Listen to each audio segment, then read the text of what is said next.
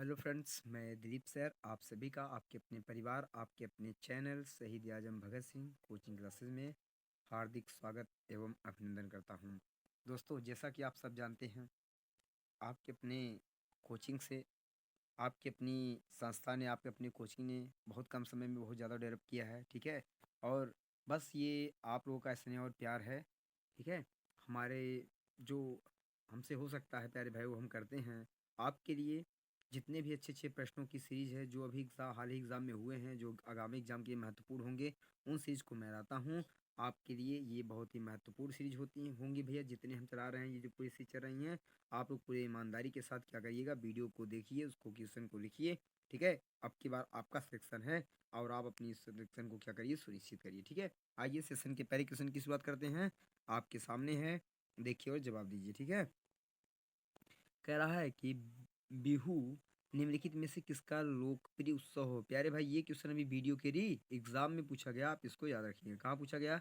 जो ग्राम विकास अधिकारी का जो पेपर हुआ फिर इस गाँव वाला, जो वीडियो का पेपर हुआ, उसमें ये प्रश्न पूछा गया। इसको आप क्या करेंगे, याद रखेंगे। ठीक है। तो बिहू कहाँ का है प्यारे भाई, आप सबको पता होगा, असम का है। कहाँ का है? असम का है। इसका राइट आंसर क्या हो जाएगा? ए फॉर आजाद जी, इसका राइट आंसर हो जाएगा। ठीक है। चलिए आगे चले। चलिए नेक्स्ट प्रश्न की ओर बढ़ते हैं। क्वेश्चन नंबर सेकंड आपके सामने है।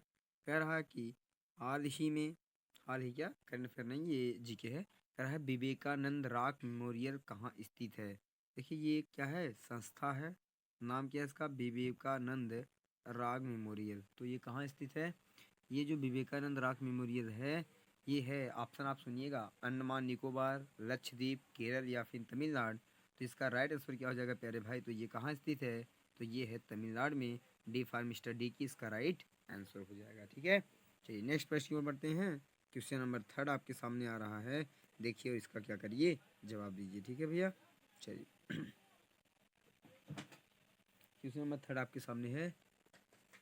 क्वेश्चन नंबर थर्ड आपके सामने है, आप इसको सुनिए और इसका जवाब दीजिए। है महात्मा गांधी को राष्ट्रपिता के रूप में उल्लेख सबसे पहले किसने दिया था, या महात्मा गांधी को सबसे पहले राष्ट्रपिता के नाम से किसने पुकारा था? ऑप्शन आपके सामने है, इसको पढ़िए और इसका जवाब दीजिए। ठीक है। सुभाष चंद्र बोस, जवाहरलाल नेहरू, वल्लभ भाई पटेल या फिर इसमें से कोई नहीं। ठीक है। इसमें से कोई नहीं। तो आप बताइएगा मुझे इसका राइट आंसर क्या हो जाएगा। ठीक है भैया, बताइए इसका राइट आंसर क्या हो जाएगा। इसका राइट आंसर आपके सामने ऑप्शन है, आप मुझे इसका जवाब दीजिएगा। तो पहली बार किसने बुलाया था? सुभाष चंद्र बोस जी ने। किसने बुलाया था?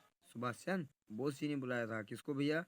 महात्मा गांधी को। क्या कहा था? राष्ट्रपिता। क्या कहा था? राष्ट्रपिता। Option A for Azad ji, इसका राइट आंसर हो जाएगा। ठीक है।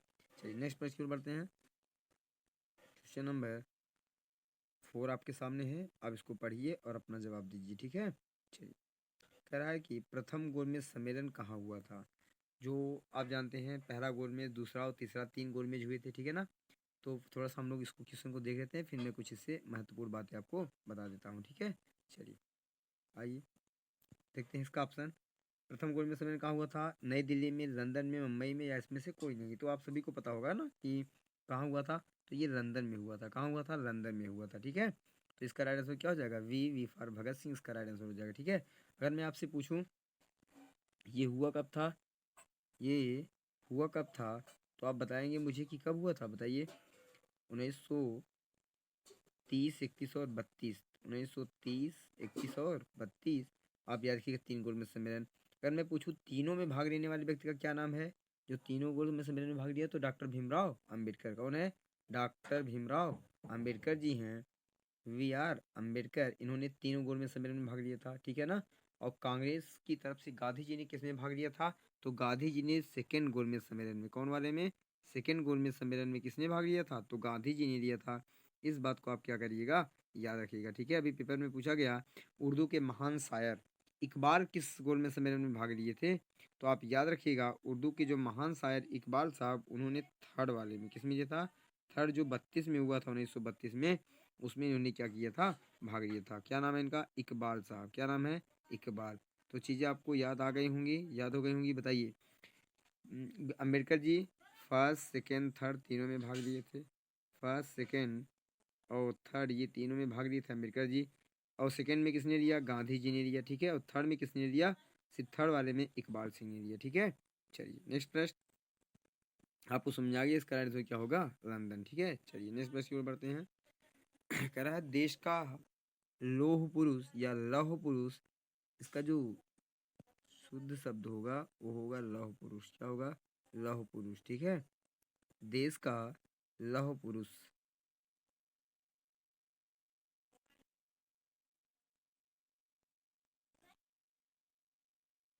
देश का लौह पुरुष किसे कहा जाता है? सरदार वल्लभ भाई पटेल, पंडित जवाहरलाल नेहरू, महात्मा गांधी, लोकमान्य तिलक। तो आप जानते हैं सरदार वल्लभ भाई पटेल को या सरदार पटेल जी को क्या कहा जाता है? लौह पुरुष। Option number A for Azad ji इसका राइट आंसर हो जाएगा। ठीक है, पंडित जवाहरलाल नेहरू जी बच्चे के बहुत प्रेमी थे, इसलिए इनको चाचा कहा जाता है। ठीक है, महात्मा गांधी को भी हमने कहा राष्ट्रपिता। ठीक है भैया, इनको अर्धनंगा फकीर। ठीक है, बहुत सारी चीजें इनको कहा जाता है। ठीक है ना, चलिए आगे चले। और राणा लक्ष्मण राय जी के बारे में आप जानते हैं। चलिए अभी आगे का आएगा तो हम लोग बात करेंगे। ठीक है, चलिए नेक्स्ट प्रश्न की ओर बढ़ते हैं। क्वेश्चन नंबर 6 आपके सामने है, देखिए सुनिए और इसका आंसर दीजिए। पहले वीडियो को रोक कर आप अपना आंसर दिया करिए, बाद में मेरे आंसर का वेट किया करिए, और आपके फिर लास्ट में मेरे आंसर देने के बाद उसको मिलाइए कि आपके कितने प्रश्न सही होते हैं। ठीक है, चलिए नेक्स्ट प्रश्न की ओर बढ़ते हैं। कह रहा है महात्मा गांधी जी या महात्मा गांधी को अंध अंध नहीं है या अध नहीं है, अर्धनंगा क्या है? अर्धनंगा। महात्मा गांधी जी को अर्धनंगा फकीर किसने कहा था? कौन सा? अर्धनंगा। ठीक है, तो महात्मा गांधी को अर्धनंगा फकीर किसने कहा? बताइए आप मुझे। ऑप्शन आपके सामने है, हिटलर, जिन्ना, चर्चिल या फिर माउंट बेटन। ठीक है, तो किसने कहा था इनको अर्धनंगा फकीर? तो इनको कहा था चर्चिल ने। किसने कहा था पहली बार? चर्चिल ने अर्धनंगा फकीर कहा था। ऑप्शन सी इसका राइट हो जाएगा, सी फॉर चंद्रशेखर आजाद इसका राइट आंसर हो जाएगा। ठीक है प्यारे भाई, किसने कहा था? चर्चिल ने ही अर्धनंगा फकीर कहा था। किसको कहा था? गांधी जी को कहा था। किसे कहा था? गांधी जी को चर्चिल ने क्या कहा था? अर्धनंगा फकीर कहा था। ठीक है, चलिए नेक्स्ट प्रश्न में बढ़ते हैं। क्वेश्चन नंबर 7 आपके सामने है, पढ़िए सुनिए देखिए और जवाब दीजिए। ठीक है, चलिए क्वेश्चन कह रहा है महात्मा गांधी निम्नलिखित में से किसने महात्मा गांधी निम्नलिखित में से किनसे अधिक प्रभावित थे? किनसे पूछ रहा है, मतलब महात्मा गांधी सबसे ज्यादा प्रभावित किससे थे? ये आपके सामने ऑप्शन है, आप उसमें बताइएगा सब ज्यादा इसमें से किस व्यक्ति से प्रभावित थे। ये ऑप्शन आपके सामने है, बर्नार्ड शॉ से, लियो टॉल्स्टॉय से, कार्ल मार्क्स से, इसमें से कोई नहीं। ठीक है, तो बताइएगा सब ज्यादा ये लियो टॉल्स्टॉय, जो इन्होंने साउथ अफ्रीका में एक आश्रम का निर्माण किया था। ठीक है ना, टॉल्स्टॉय के नाम से, तो इन्हीं के नाम से इनसे सब ज्यादा प्रेरित थे। तो option number B V for Bhagat Singh इसका राइट आंसर हो जाएगा। ठीक है, चलिए नेक्स्ट प्रश्न की ओर बढ़ते हैं। क्वेश्चन नंबर 8 आपके सामने है, ध्यान से देखिए और इसका राइट आंसर दीजिए कि इसका राइट आंसर क्या होगा। ठीक है, चलिए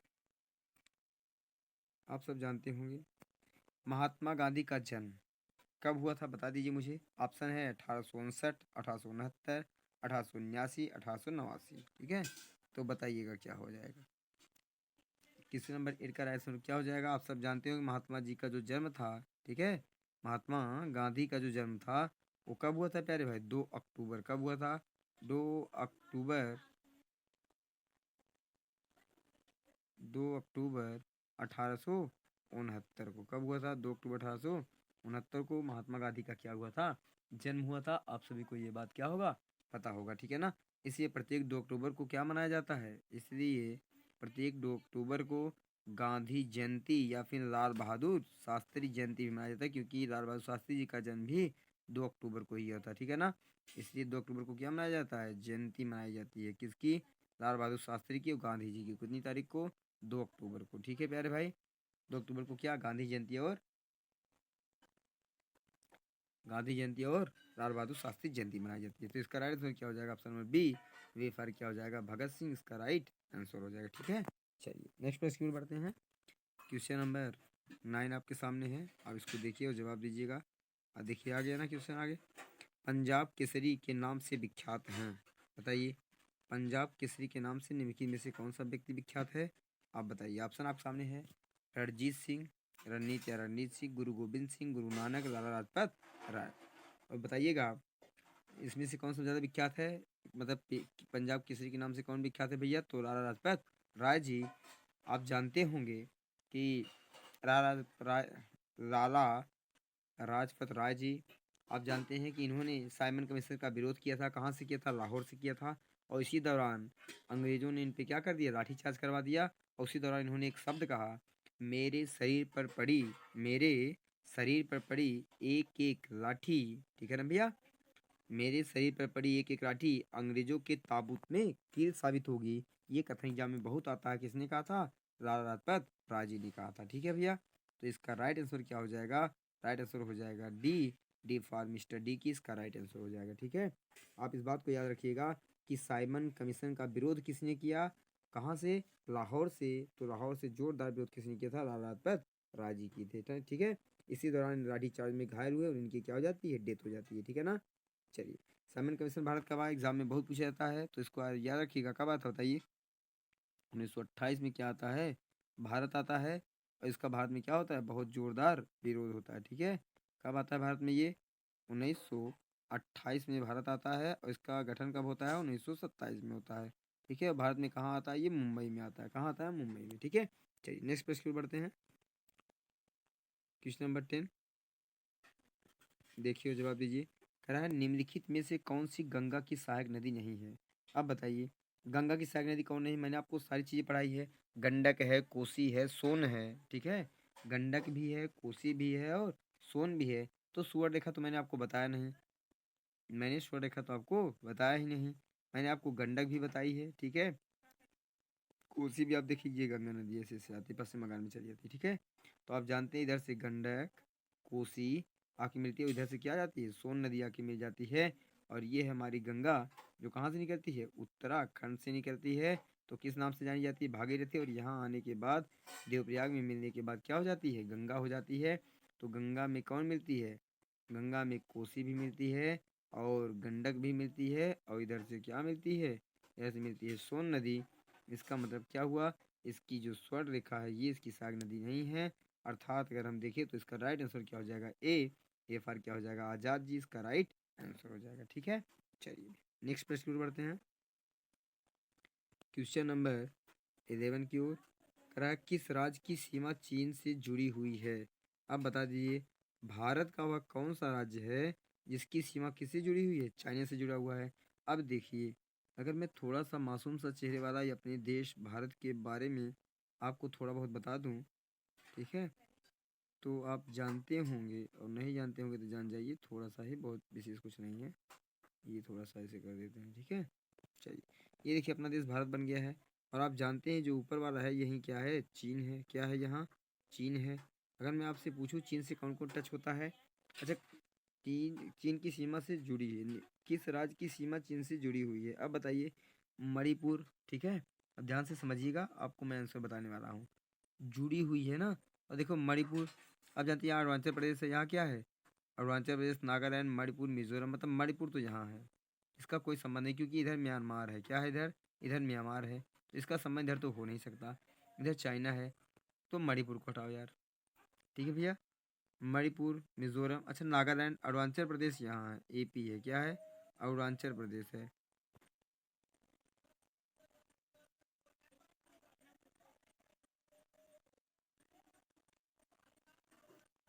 अगर देखिए, अगर मैं थोड़ा सा पेन चेंज कर दूँ, अब देखिए यहाँ क्या है, अरुणाचल प्रदेश। क्या है, अरुणाचल प्रदेश यहाँ है। ठीक है, उसके बाद यहाँ है नागालैंड, कौन है, नागालैंड है।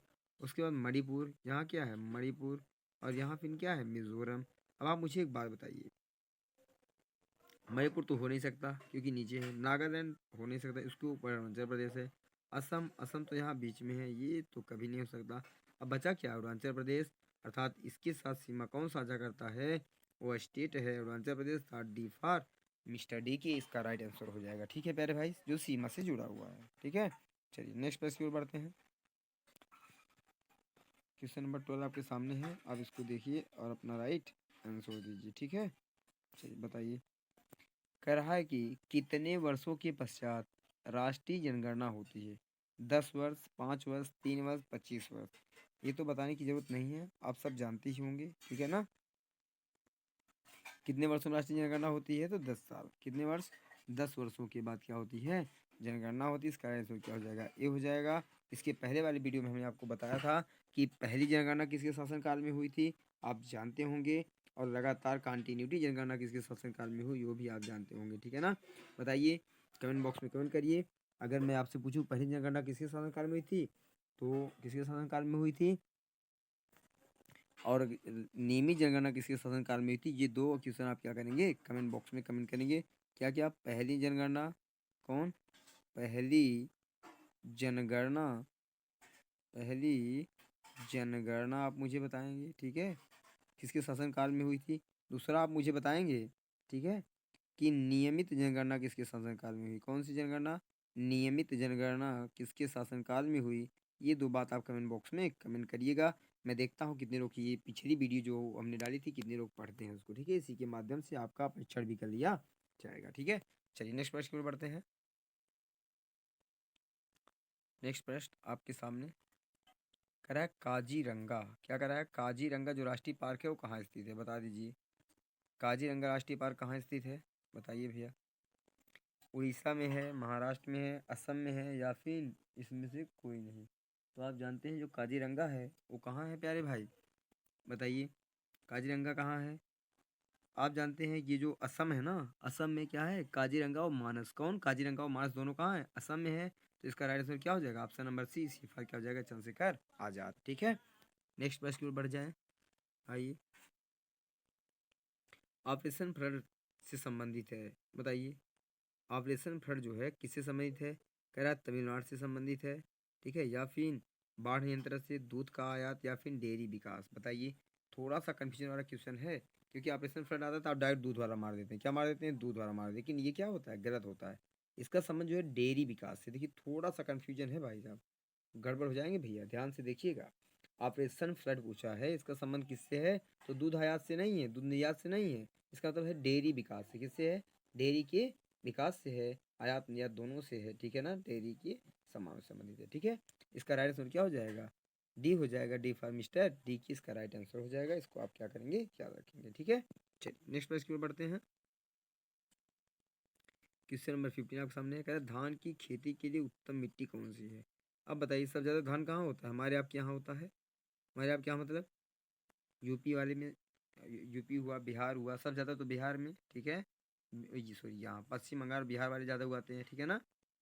उसके बाद अगर मैं पूछूँ गेहूँ सब ज़्यादा कहाँ होता है, तो उत्तर प्रदेश वाले उगाते हैं, लेकिन फिर भी हमारे यहाँ भी होता है धान, ऐसी बात नहीं है। चलिए, तो धान की खेती के लिए उत्तम मिट्टी कौन सी होती है, सख्त मिट्टी, बताओ ये कौन सी मिट्टी खोल दिया है, इसको हटाओ पहले यहाँ से। काली मिट्टी, दोमट मिट्टी, या फिर लाल मिट्टी, दोमट मिट्टी को ही क्या कहते हैं, दोमट बलुई कहा जाता है, या फिर जलोढ़ मिट्टी कहा जाता है, आप इसका नाम सुने होंगे, ठीक है ना। चलिए, तो बताइए 15 का राइट आंसर क्या हो जाएगा, तो 15 का राइट आंसर क्या हो जाएगा, यही दोमट मिट्टी हो जाएगा, ऑप्शन नंबर सी, सिफा चंद्रशेखर आजाद इसका राइट आंसर हो जाएगा, ठीक है प्यारे भाई। नेक्स्ट प्रश्न की ओर बढ़ते हैं। क्वेश्चन नंबर 16 आपके सामने है, आप इसको पढ़िए, देखिए, समझिए, इसका राइट आंसर दीजिए, ठीक है। चलिए, कह रहा है कौन से भारतीय शहर हैवी इलेक्ट्रिक से संबंधित है, बताइए, किससे संबंधित है, हैवी इलेक्ट्रिक से संबंधित है, उस भारतीय शहर का क्या करिए, नाम बताइए।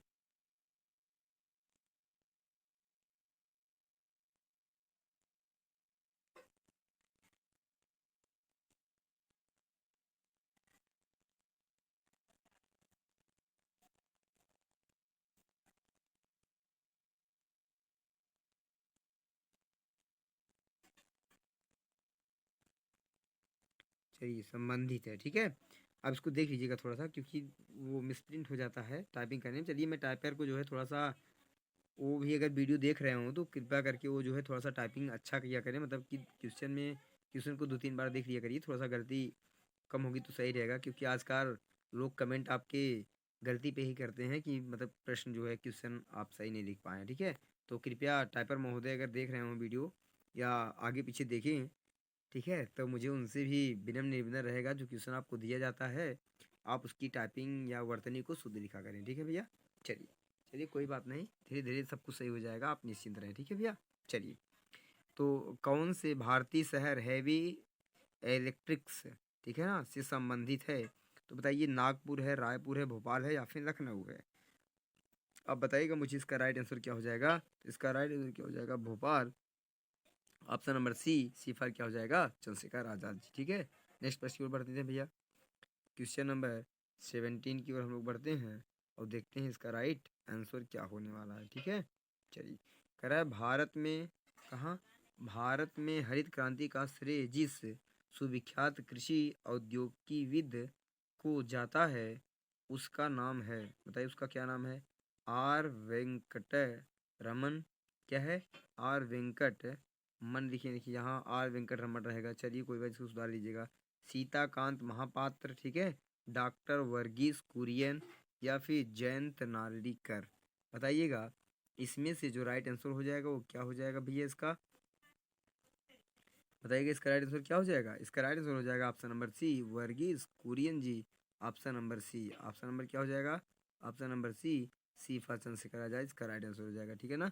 भारत में हरित क्रांति का श्रेय सुविख्यात, या आप डायरेक्ट कहें हरित क्रांति के जनक वर्गीस कुरियन। अगर विश्व में पूछे तो कौन होता है, नॉर्मल बोलराग, क्या नाम है उनका, विश्व के जो है उनका नाम है नॉर्मल बोलराग, क्या नाम है, नॉर्मल बोलराग है। ठीक है, चलिए नॉर्मल बोलराग इसका राइट आंसर हो जाएगा। ठीक है प्यारे भाई, चलिए नेक्स्ट प्रश्न की ओर बढ़ते हैं हम लोग।